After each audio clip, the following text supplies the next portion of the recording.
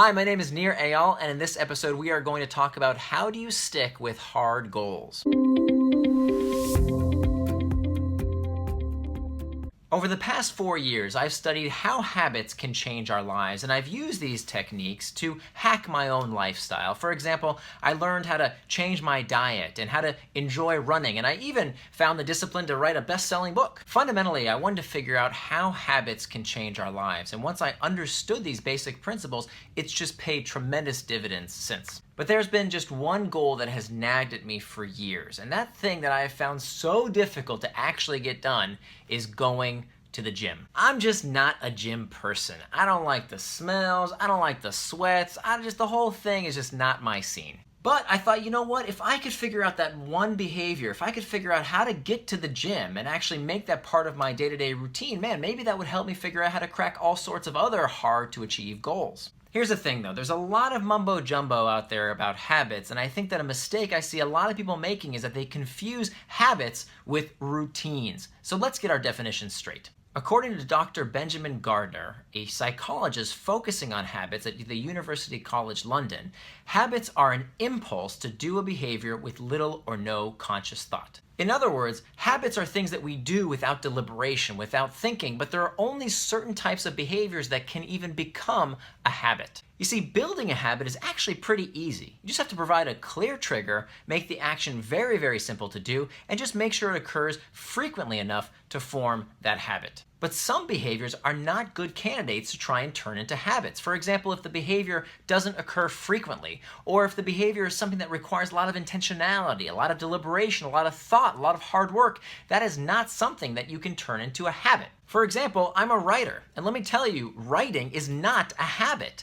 Now, it requires a lot of hard work, a lot of thinking. It's not something that I can do with little or no conscious thought. Similarly, lifting weights for me is not a habit. It's something that I'm really working hard at, that my mind is fully there. It's not something that I can turn into an impulse done with little or no conscious thought. For me, writing and lifting weights are not habits, they are routines. The definition of a routine is a series of behaviors regularly practiced. Routines don't care if you feel the urge. They don't care about the impulse to do a behavior with little or no conscious thought. They just need to get done.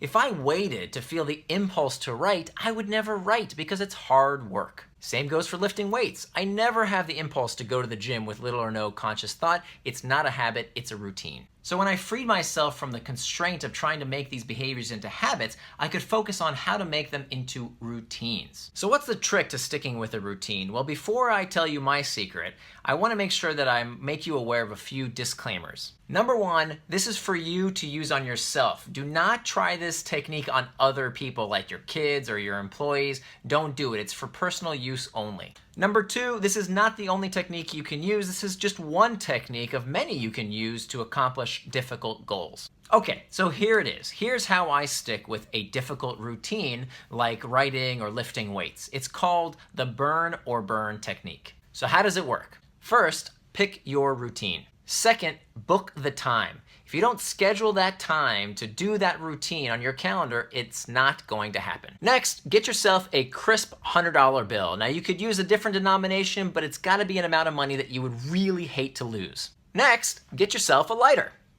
Next, get yourself a wall calendar and place it somewhere that you can see every single day. And finally, you wanna take that $100 bill, affix a piece of tape to it, and stick it on today's date. So now you have a choice to make. For me, this is called the burn or burn technique because every day I can either go to the gym and feel the burn, or I can burn this $100 bill.